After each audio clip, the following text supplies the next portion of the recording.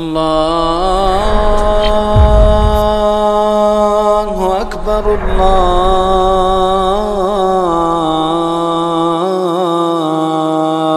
أكبر. إن الحمد لله نحمده ونستعينه ونستغفره ونعوذ بالله من شرور أنفسنا ومن سيئات أعمالنا. من يهده الله فلا مضل له ومن يضلل فلا هادي له. وأشهد أن لا إله إلا الله وحده لا شريك له وأشهد أن محمدا عبده ورسوله صلى الله تعالى عليه وعلى آله وأصحابه وسلم تسليما كثيرا. أما بعد، فأعوذ بالله من الشيطان الرجيم. بسم الله الرحمن الرحيم. سبحان الذي أسرى بعبده ليلا من المسجد الحرام إلى المسجد الأقصى الذي باركنا حوله لنريه من آياتنا إنه هو السميع البصير. وقال تعالى في مقام آخر: ولقد رآه نزلة أخرى عند سدرة المنتهى عندها جنة المأوى إذ يغشى السدرة ما يغشى ما زاغ البصر وما طغى لقد رأى من آيات ربه الكبرى.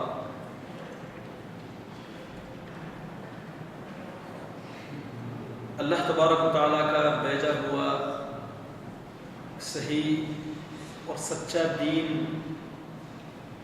جس کی حفاظت کی ذمہ داری اللہ تعالیٰ نے لی ہے اور قیامت تک یہ دین قائم رہے گا، اس پر ڈٹ کر رہنے والے، عمل پیرا رہنے والے اور اس پر ثابت قدم رہنے والے لوگ قیامت تک باقی رہیں گے۔ اگرچہ ان لوگوں کی تعداد باقی لوگوں کے مقابل میں کم ہوگی، لیکن اللہ تبارک و تعالیٰ نے ان کو دلیل کہ وہ قوت عطا کی ہوگی کہ وہ اللہ تبارک و تعالیٰ کے فضل اور توفیق سے تمام لوگوں پر غالب رہیں گے اور اس دین کو بچاتے ہوئے وہ لوگوں کے طعنے بھی کھائیں گے، لوگوں سے مار بھی کھائیں گے، لوگوں سے دشمنیاں بھی مول لیں گے، لیکن اس سچے دین کو وہ چھوڑنے کے لیے تیار نہیں ہوں گے اور اس دین میں ملاوٹ جو شدہ باتیں ہیں، جن باتوں کے ساتھ اس دین کو بگاڑنے کی کوشش کی گئی ہے، ان باتوں سے وہ لوگوں کو بھی آگاہ کریں گے اور خود بھی ان سے بچیں گے، اور یہ سلسلہ چلتا رہے گا یہاں تک کہ عیسیٰ ابن مریم علیہ السلام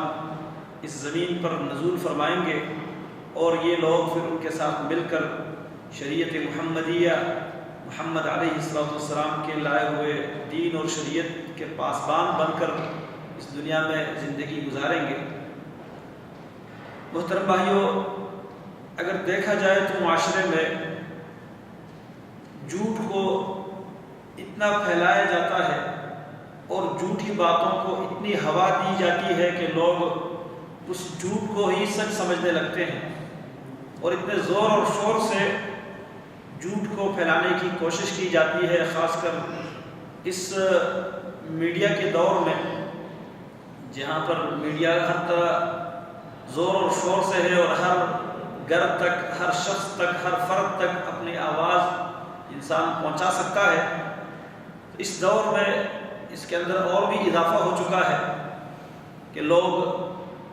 جھوٹ کو سچ ثابت کرنے میں کسی حد تک کامیاب ہو جاتے ہیں اور سادہ لوگوں کو اس سے دھوکہ ہو جاتا ہے۔ ان جھوٹی باتوں میں سے ایک بات وہ یہ ہے کہ ہمارے شریعت اور دین کے اندر ایسی چیزوں کا ایجاد کیا گیا ہے جن کا دین اور شریعت سے کوئی تعلق نہیں۔ اس امت کے پہلے لوگ، اس امت کے سب سے اچھے اور سب سے افضل لوگ، اس امت کے سب سے بہترین صدی کے رہنے والے لوگ، وہ ان چیزوں کو نہیں جانتے کہ یہ دین ہے۔ ان کو ان چیزوں کے بارے میں کوئی علم نہیں، لیکن بعد میں ان کو دین کے اندر شامل کر کے دین کا نام دیا گیا ہے۔ ایک ہمارے جو دن اور تاریخیں گزر رہی ہے، ان تاریخوں کے ساتھ بھی کئی چیزیں لوگوں نے جوڑ دی ہیں کہ یہ فلاں عمل کے لیے یہ تاریخ مقرر کی گئی ہے، فلاں کام اس تاریخ کو ہوا تھا، کوئی نبی صلی اللہ علیہ وسلم کی پیدائش کا دن لے کر اس میں مختلف قسم کے خرافات اور دین کے اندر ایجادات کر کے لوگوں کے سامنے دین کے طور پر پیش کرتے ہیں۔ اسی طرح محرم کی 10 تاریخ کو مختلف واقعات سے جوڑ کر اس کے اندر بھی مختلف قسم کے مراسم کیے جاتے ہیں جن کا دین سے کوئی تعلق نہیں۔ تو اس طریقے سے رجب کے مہینے کا خاص کر اس کے 2 تاریخ، ایک تو 22 تاریخ اس مہینے کی، جس کو روافض کے نظریات مسلمانوں کے اندر ان کی لا علمی کی وجہ سے اتنے پھیل گئے ہیں کہ وہ اس دن کو جعفر صادق رحمہ اللہ کے کنڈے منانے کے طور پر مختلف قسم کے نذرانے اور مختلف قسم کے کھانے پیش کرتے ہیں اور لوگوں کو کھلاتے ہیں اور ایک قسم کی خوشی مناتے ہیں۔ در حقیقت یہ معاویہ بن ابی سفیان رضی اللہ تعالی عنہما کی وفات کا دن ہے، جس دن روافض اور دشمنان صحابہ خوشی مناتے ہوئے لوگوں میں اس دن کی خوشی کو رائج کرتے ہیں اور بغیر سوچے سمجھے جو سنی مسلمان ہیں وہ بھی ان کے ساتھ اس کام میں شریک ہیں۔ اس طریقے سے اس مہینے کی جو ابھی چل رہا ہے رجب کا مہینہ، اس کی 27ویں تاریخ کو اور 27ویں تاریخ کی رات کو شب معراج کے نام سے مشہور کرایا گیا ہے۔ یہاں تک کہ ہمارے اخبارات میں،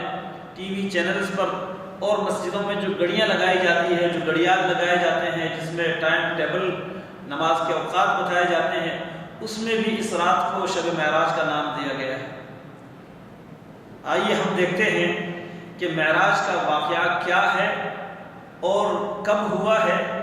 اور اس سے ہمیں کیا ملتا ہے اور ہمیں اس سے کیا لینا چاہیے۔ اس مختصر سی مجلس میں یہ باتیں تو ہیں بڑی تفصیل کی، لیکن میں کوشش کروں گا کہ آپ کا کم سے کم وقت لے کر آپ کو یہ ساری باتیں سمجھا سکوں۔ میں اللہ سے دعا کرتا ہوں اللہ تعالیٰ مجھے سچ اور حق کہنے کی توفیق عطا فرمائے۔ اللہ تبارک و تعالیٰ مجھے اور آپ سب کو حق قبول کرنے کی اور حق پر عمل پیرا ہونے کی توفیق عطا فرمائے، اور پھر اللہ رب العالمین ان باتوں کو اس مجلس میں ہمارے جمع ہونے کو اللہ تبارک و تعالیٰ ہمارے لیے آخرت میں نجات کا ذریعہ بنائے۔ پہلی بات یہ ہے کہ معراج کا واقعہ اور اس کے ساتھ اسراء کا لفظ بھی آپ نے سنا ہوگا۔ اسراء اور معراج یہ 2 نام ایسے ہیں جن کا شریعت میں تواتر کے ساتھ استعمال ہوا ہے اور یہ منقول ہے، اور اس پر ایمان رکھنا ہر مومن اور مسلمان کی ذمہ داری ہے۔ اسراء کہتے ہیں رات کو چلانا، رات کو چلانا۔ اللہ تبارک و تعالیٰ نے اپنے نبی محمد صلی اللہ علیہ وسلم کو رات کے کسی حصے میں، رات کے ایک ٹکڑے میں چلایا۔ کہاں سے کہاں اس کا ذکر سورۃ الاسراء میں اللہ تبارک و تعالیٰ نے کیا ہے۔ سورۃ بنی اسرائیل بھی اس سورۃ کو کہا جاتا ہے۔ اللہ تعالیٰ کا ارشاد ہے اس سورۃ کی پہلی آیات میں، سبحان الذی اسری بعبدہ لیلا من المسجد الحرام الی المسجد الاقصی الذي باركنا حوله لنريه من آياتنا إنه هو السميع البصير۔ اس آیات کے اندر اللہ رب العالمین نے اسراء کہاں سے کہاں ہوئی اس کا ذکر کیا اور پھر اس کا مقصد بھی بیان کیا۔ اللہ تعالیٰ فرماتے ہیں سبحان الذی، پاک ہے وہ ذات ہر نقص سے، ہر عیب سے، ہر کمی سے، ہر کوتاہی سے، بھول سے، اولاد سے، بیوی سے، ضرورتوں سے، حاجتوں سے وہ پاک ہے۔ کون؟ اللہ، الذی، وہ اللہ، اسرا، جو لے گیا، بعبدہ، اپنے بندے کو۔ بندہ یہ کون مراد ہے؟ محمد رسول اللہ صلی اللہ علیہ وسلم۔ اور یہ عبد کا لفظ، بندہ کا لفظ، یہ بڑا معزز لفظ ہے۔ اللہ تعالیٰ نے اس مقام پر جہاں اپنے نبی کو اللہ تعالیٰ نے اتنے اعلیٰ مقام پر فائز کیا، اس مقام پر اللہ تعالیٰ نے جو لفظ استعمال کیا، جس لفظ کا انتخاب کیا، جس لفظ کو اللہ نے چنا، وہ لفظ ہے عبد۔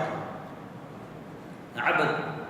اور محمد رسول اللہ صلی اللہ علیہ وسلم کے لیے یہ لفظ بڑا اعزاز کا لفظ ہے کہ محمد علیہ السلام کو اللہ کا بندہ مانا جائے، اللہ کا بندہ تسلیم کیا جائے۔ اشہد ان لا الہ الا اللہ واشہد ان محمدا عبدہ ورسولہ۔ جو کلمہ توحید ہے، اس میں محمد رسول اللہ صلی اللہ علیہ وسلم کے بارے میں جو گواہی دی جاتی ہے وہ یہ ہے کہ محمد صلی اللہ علیہ وسلم اللہ کے بندے ہیں، اللہ کا بندہ ہے، خود معبود نہیں ہے، خود اس قابل نہیں ہے کہ ان کو معبود بنایا جائے، ان کی عبادت کی جائے، بلکہ وہ خود بندگی کرنے والے ہیں۔ اس کے بعد فرمایا اللہ تعالیٰ وہ ذات ہے، پاک ہے وہ اللہ، وہ ذات جو لے گیا اپنے بندے کو من المسجد لیلاً رات کے کسی حصے میں، لیلاً مطلب رات کے ایک ٹکڑے میں، ایک حصے میں، من المسجد الحرام، مسجد حرام سے۔ مسجد حرام اس کا اطلاق اس مسجد کے اوپر ہوتا ہے جو خانہ کعبہ جس کو کہا جاتا ہے، جو بیت اللہ ہے، اس کعبہ کے ارد گرد جو مسجد بنی ہے اس مسجد کو کہتے ہیں مسجد الحرام۔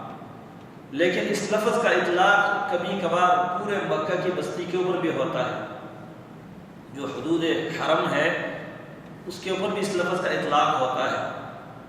اور یہاں سے علماء کے درمیان اختلاف پایا جاتا ہے کہ کیا وہ نماز جس کی فضیلت نبی کریم صلی اللہ علیہ وسلم نے یہ بیان فرمائی ہے کہ وہ 1,00,000 نمازوں کے برابر ہے، وہ صرف مسجد حرام کے ساتھ خاص ہے یا پورے مکہ کے اندر پڑھی جانے والی نماز اس کے برابر ہے؟ بہرحال یہ ایک علمی اختلاف ہے اور اس کی یہاں وضاحت کی گنجائش نہیں ہے کہ میں اس مختصر مجلس میں اپنی بات اور اپنا موضوع چھوڑ کر اس پر بات کروں، لیکن یہ موضوع بھی ایک قابل بیان ہے اور اس پر بھی ہمیں کچھ اگر آپ کو موقع ملتا ہے سوال کرنے چاہیے۔ تو مسجد حرام سے مراد یہاں پر کیا ہے؟ کیا وہی صرف مسجد ہے یا پورا مکہ ہے؟ یہ اس لیے کہہ رہا ہوں کہ کچھ حدیث آپ کے سامنے میں آگے بیان کرنے والا ہوں جن میں رسول اللہ صلی اللہ علیہ وسلم نے اپنے گھر کا ذکر کیا۔ کچھ روایت میں ام ہانی کے گھر کا ذکر کیا کہ ان کے اوپر ان کے گھر کے چھت کو پاڑ دیا گیا، چھت کو کھول دیا گیا اور چھت کے اوپر سے آپ صلی اللہ علیہ وسلم کو اٹھایا گیا اور لا کر خانہ کعبہ کے پہلو میں زمزم کے پانی کے ساتھ آپ صلی اللہ علیہ وسلم کے سینے کو دھویا گیا، جس طرح میں آگے ذکر کروں گا۔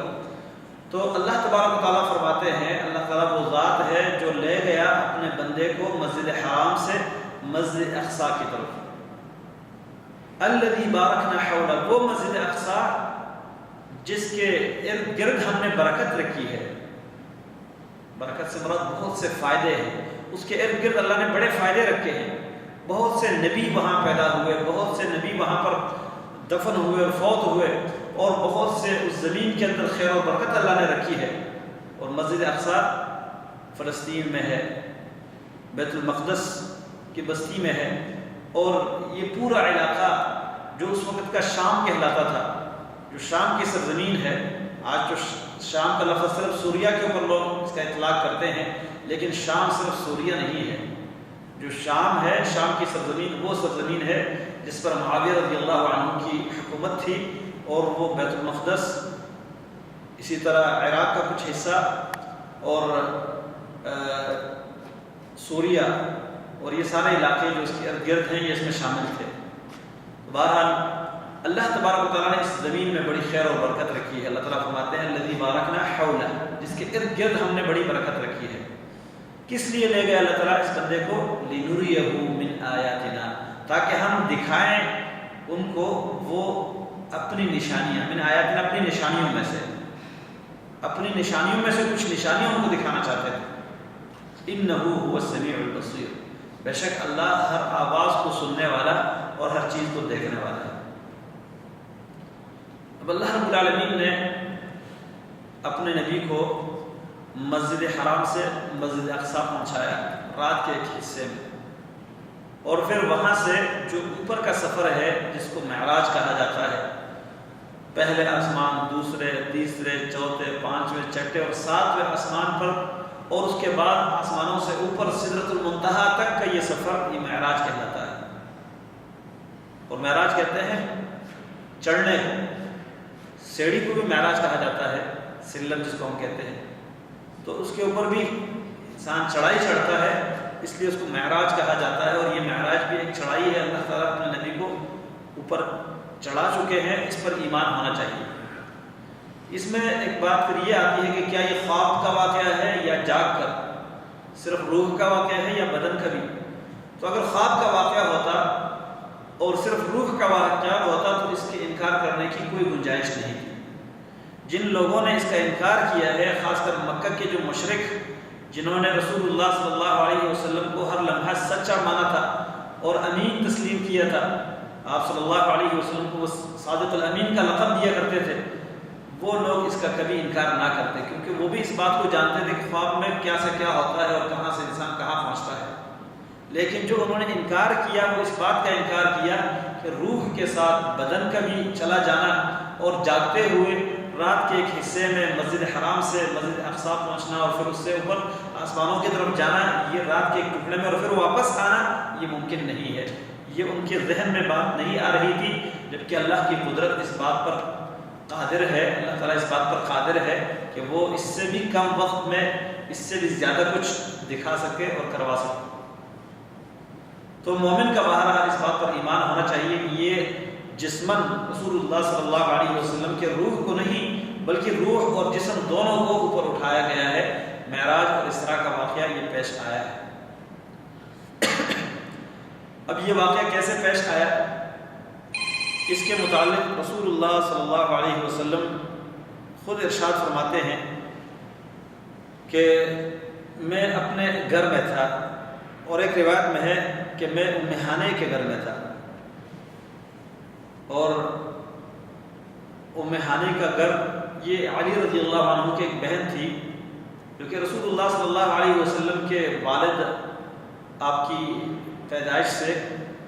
کچھ مہینے پہلے فوت ہوئے تھے۔ آپ صلی اللہ علیہ وسلم ابھی اپنی والدہ کے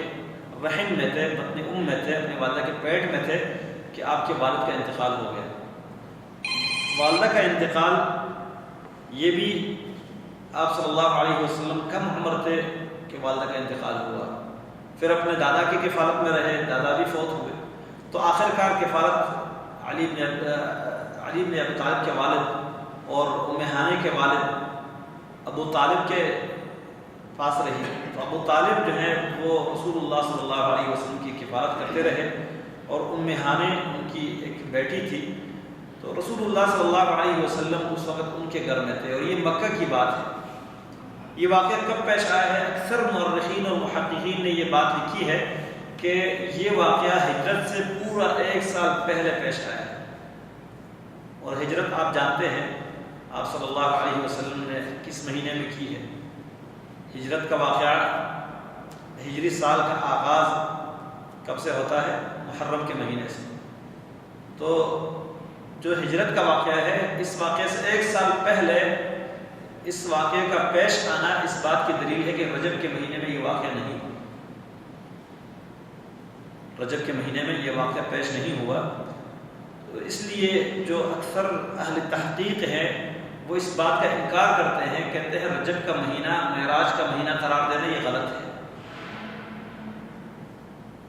اور پھر معراج کی رات 27ویں تاریخ کو یقینی طور پر ثابت کرنا اور پھر منانا اور اس میں محفلیں قائم کرنا یہ کسی طرح بھی ثابت نہیں ہے، اس لیے کہ اس کا کوئی ثبوت نہیں ہے، کوئی واضح دلیل نہیں ہے۔ اور پھر اگر معراج کی رات 27ویں رات ہوتی رجب کے مہینے کی، تو پھر صحابہ کرام کی زندگی میں، صحابہ کرام سے پہلے محمد رسول اللہ صلی اللہ علیہ وسلم کے اپنے ہجری دور میں، مدنی دور میں رجب کا مہینہ کئی دفعہ آیا، اور رجب کے مہینے کی 27ویں تاریخ کئی دفعہ آئی۔ آپ صلی اللہ علیہ وسلم نے کوئی خاص اہتمام نہیں کیا، اس کو معراج کی رات کا نام نہیں دیا، نہ اس کے کوئی خاص عبادت کو متعین فرمایا، کسی خاص محفل کو سجایا۔ تو اس سے معلوم یہ ہوتا ہے کہ رسول اللہ صلی اللہ علیہ وسلم نے جب اس طرح کی کوئی رہنمائی نہیں کی، جبکہ آپ کی ذمہ داری تھی کہ آپ دین کے بارے میں اپنی امت کی رہنمائی کرتے، تو یہ مسئلہ دین کا مسئلہ نہیں ہے کہ معراج کی رات کو منایا جائے۔ معراج کے واقعے پر ایمان رکھنا، اس کے اندر ملنے والی نصیحتوں کو اور عبرتوں کو اپنے ایمان کا حصہ بنانا، اپنی زندگی میں شامل کرنا، یہ تو ضروری ہے، لیکن اس طرح کی کوئی رات منانا، رات کو محفلیں سجانا، مسجدوں کے اوپر چراغاں کرنا، یہ چیز ثابت نہیں ہے۔ اگلی بات یہ ہے کہ معراج کا واقعہ کیسے پیش آیا؟ تو اس حوالے سے رسول اللہ صلی اللہ علیہ وسلم نے ایک تو یہ بیان کیا کہ میں ام ہانہ کے گھر میں تھا، اور ایک روایت میں اپنے گھر میں تھا۔ تو آپ کا اپنا ہی گھر تھا کیونکہ اسی گھر میں آپ رہائش پذیر تھے اپنے چچا کے گھر میں۔ تو اس گھر سے فرمایا کہ اس کے چھت کو کھول دیا گیا اور اس چھت میں سے پھر مجھے اٹھایا گیا اور لا کر جو حتیم ہے جس کو حجر ابراہیم بھی کہتے ہیں، حجر اسماعیل بھی کہتے ہیں، اس کے اور مقام ابراہیم کے درمیان میں تھا۔ یہاں پر کچھ روایت میں یہ بات آئی ہے کہ میں وہاں سویا ہوا تھا، لیکن ایسا سویا تھا کہ آدھا جاگ رہا تھا آدھا سو رہا تھا۔ اور پھر جو میرے پاس 3 لوگ آئے، انہوں نے کہا کہ یہ سو رہے ہیں یا جاگ رہے ہیں؟ تو ایک نے کہا کہ ان کا دل جاگ رہا ہے اور ان کی آنکھیں سو رہی ہے۔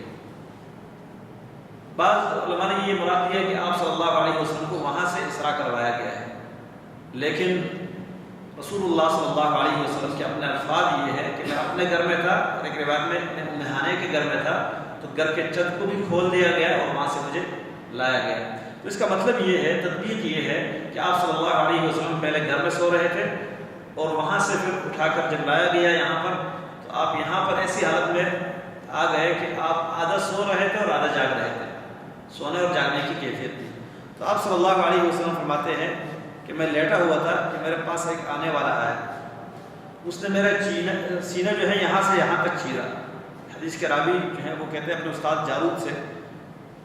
جو کہ ان کے پہلو میں تھے، کہ کیا مراد ہے یہاں سے یہاں تک؟ کہتے ہیں کہ حلق سے لے کر یہ جگر کے آخری حصے تک اس کو چیرا، اور اس کے بعد فرمایا کہ میرے دل کو نکالا۔ دل کو نکال کر ایک پلیٹ،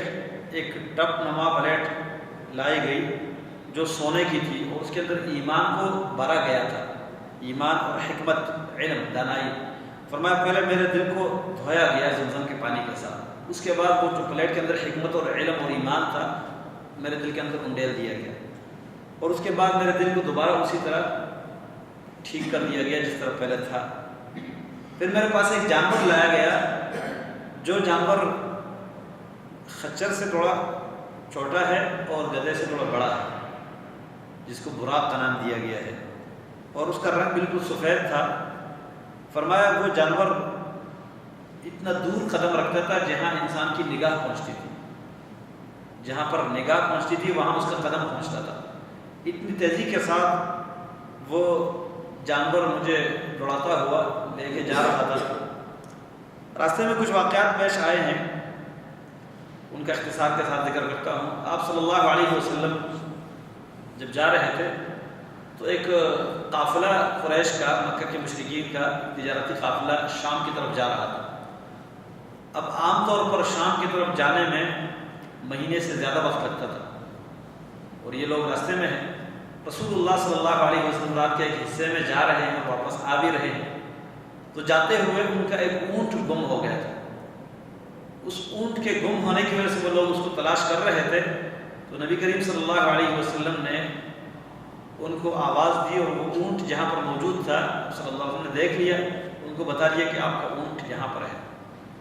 لیکن انہوں نے رسول اللہ صلی اللہ علیہ وسلم کو دیکھا نہیں، صرف آواز سنی۔ جاتے جاتے آپ صلی اللہ علیہ وسلم گئے،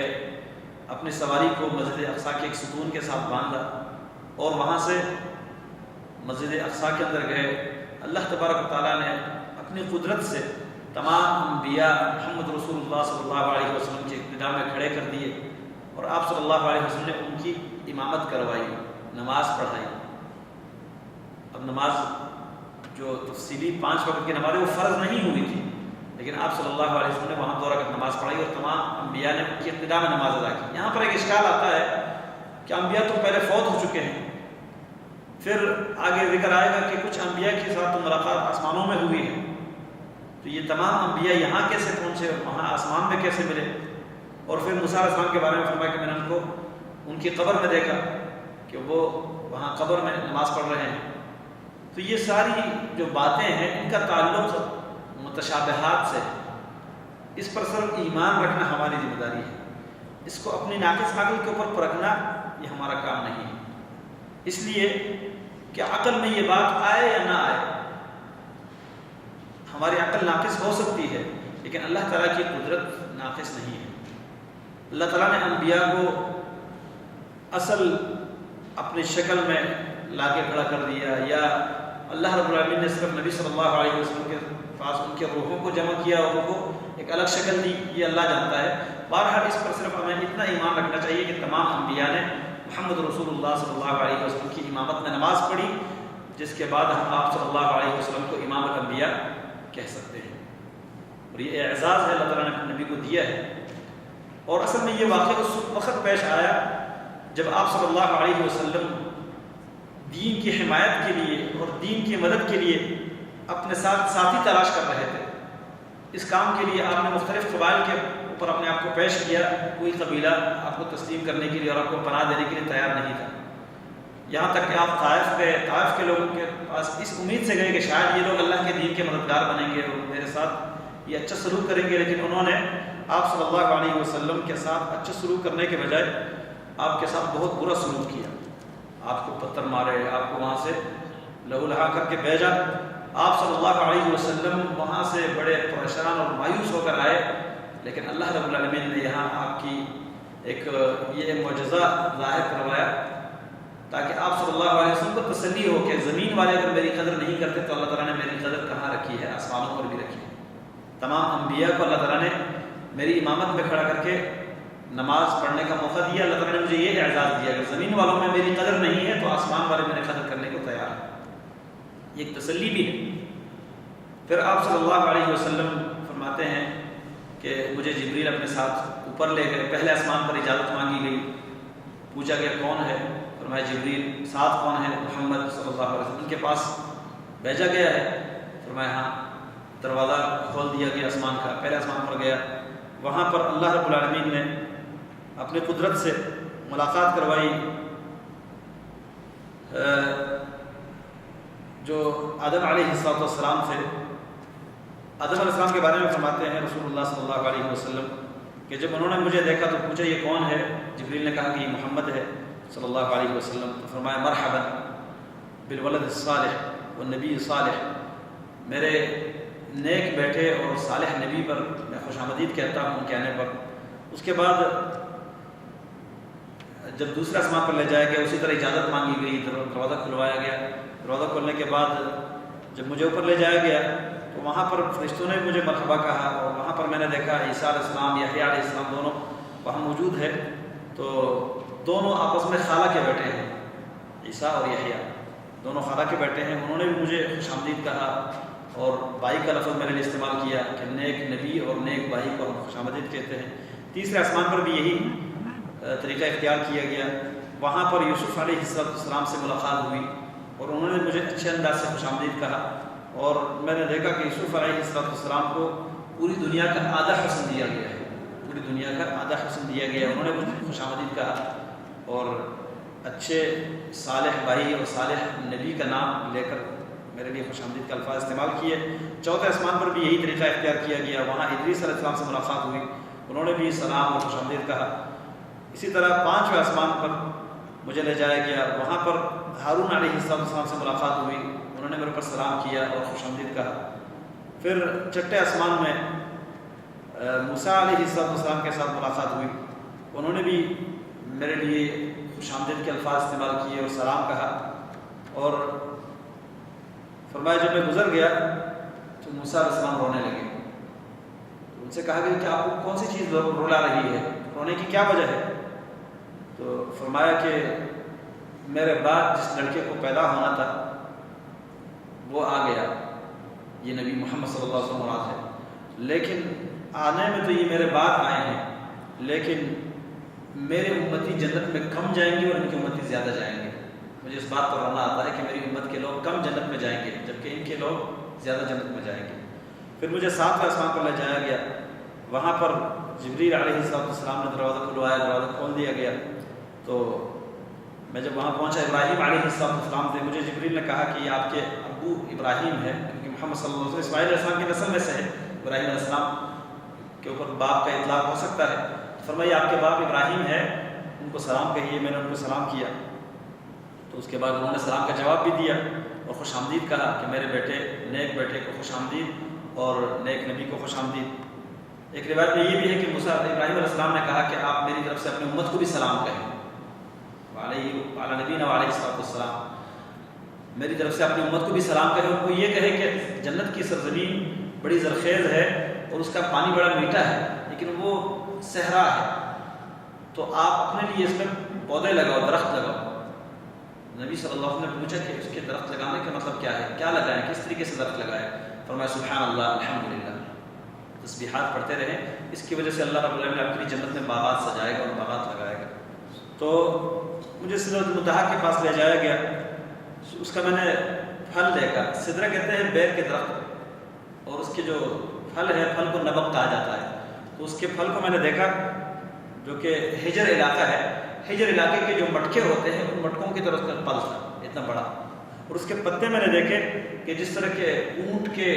جس طرح کے ہاتھی کے کان ہوتے ہیں، ہاتھی کے کانوں کی طرح بڑے بڑے اس کے پتے تھے، اور فرمایا کہ اس کے پاس 4 نہریں تھیں، 2 نہر چھپے ہوئے تھے اور 2 ظاہر تھے۔ جو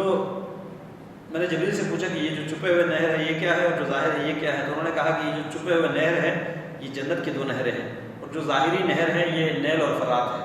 نیل اور فرات بھی کہتے ہیں، فرات بھی کہتے ہیں، جو کہ عراق کی سرزمین میں یہ دونوں نہریں موجود ہیں، زمین میں اللہ تعالیٰ نے جاری کر دی ہے۔ پھر مجھے بیت المعمور کے اوپر لے جایا گیا،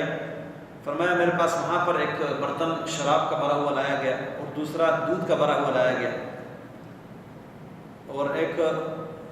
شہد کا برتن بھی لایا گیا۔ فرمایا جو دودھ کا برتن تھا میں نے اس کو اٹھایا، مجھے کہا کہ آپ فطرت کی طرف آپ کو توفیق مل گئی، آپ کی رہنمائی کی گئی فطرت کی طرف، یعنی فطرت کے موافق آپ ہو گیا، اچھا وہ آپ نے شراب نہیں لیا، تو اگر آپ یہ شراب والا برتن لے لیتے تو آپ کی امت گمراہ ہو جاتی۔ اس کے بعد فرمایا میں قلم لکھنے کی آوازیں سن رہا تھا، اور پھر اللہ تعالیٰ نے میرے ساتھ بات کی، لیکن اللہ تعالیٰ کو دیکھا نہیں ہے رسول اللہ صلی اللہ علیہ وسلم نے، صرف آواز سنی ہے۔ اللہ تعالیٰ نے اپنے اس امت کے اوپر، محمد صلی اللہ علیہ وسلم کی امت کے اوپر 50 نمازیں فرض کر دی۔ 50 نمازیں فرض کرنے کا واقعہ آپ کو شاید معلوم ہوگا، نبی کریم صلی اللہ علیہ وسلم وہاں سے 50 نمازوں کے احکامات لے کر آ رہے تھے۔ موسیٰ علیہ السلام کے پاس جب چھٹے آسمان میں پہنچے، انہوں نے کہا کہ آپ جائیں اللہ سے مطالبہ کریں کہ نمازیں کم ہو جائے، تو یہ واقعہ بار بار پیش آیا، آپ صلی اللہ علیہ وسلم جاتے رہے، 5 نمازیں کم ہوتی رہی، 45 نمازیں کم ہو گئی، پھر آخر میں اللہ تعالیٰ نے فرمایا یہ 5 ہے لیکن میری رجسٹر میں تبدیلی نہیں ہے، میرے پاس تبدیلی نہیں ہے، میں تبدیل نہیں کروں گا، آپ 5 پڑھو گے میں اجر 50 کا دوں گا، جو میں نے فرض کی ہے میں اجر اتنا ہی دوں گا، آپ اگرچہ 5 پڑھو گے، تو 5 پڑھنے پر اللہ تعالیٰ 50 نمازوں کا اجر دیتا ہے۔ یہ معراج کا ایک بہترین تحفہ ہے اس امت کے لیے۔ اس کے علاوہ کئی ایک باتیں ہیں عبرت اور نصیحت کی، لیکن سب سے اہم نقطہ ہمارے لیے کیا ہے،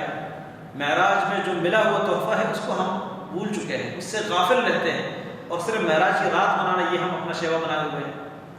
یہ کون سا انصاف ہے، کون سا اسلام ہے؟ جو معراج کی رات میں اسپیشل جس تحفہ دینے کے لیے اللہ تعالیٰ نے اپنے نبی کو اوپر بلایا، اس نبی کی محبت وہ بھی جھوٹی، اس نبی کی اتباع نہیں ہے، اس نبی کا جو مقام اللہ نے بیان کیا ہے وہ مقام ہم ان کو نہیں دیتے، ان کے مقابل میں دوسرے لوگوں کو ہم نے کھڑا کیا، یہ فلاں امام صاحب ہے، یہ فلاں بزرگ صاحب ہے، یہ فلاں حضرت صاحب، اور جب بات آتی ہے تو ہم اللہ کے نبی سے بڑی محبت کرتے ہیں، محبت کرتے ہوتے تو آپ کا طریقہ اختیار کرتے، آپ کی پیروی کرتے، آپ کے سنتوں پر کٹ مرتے، صرف زبان کا دعویٰ نہیں۔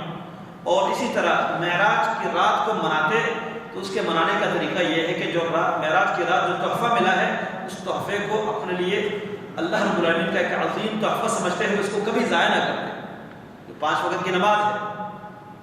اس کے بعد آپ صلی اللہ علیہ وسلم واپس آئے، مختلف مشاہدات، مختلف واقعات دیکھیں جن کی تفصیل بیان کرنے کی گنجائش نہیں ہے کیونکہ ٹائم کافی ہو چکا ہے، اور آپ بھائیوں کے ساتھ میرے خیال آدھا گھنٹے کا ٹائم ہوتا ہے، تو اس لیے میں ان باتوں کو اسی مقام پر چھوڑ دیتا ہوں۔ موقع ملا تو انشاءاللہ آئندہ اس بات کو مکمل کر لیں گے۔ اللہ تعالیٰ ہم سب کو رسول اللہ صلی اللہ علیہ وسلم کی لائی ہوئی شریعت کو جس طرح ماننے کا حق ہے اسی طرح ماننے کی توفیق دے، اور آپ صلی اللہ علیہ وسلم پر سچی ایمان، آپ سے سچی محبت کرنے کی توفیق عطا فرمائے۔ آپ صلی اللہ علیہ وسلم کو جو تحفہ معراج میں ملا ہے اس تحفہ کی حفاظت کی اللہ تعالیٰ ہمیں توفیق عطا فرمائے۔ اقول قولی هذا واستغفر الله لي ولكم ولسائر المسلمين، سبحانك اللهم وبحمدك اشهد ان لا اله الا انت استغفرك واتوب اليك۔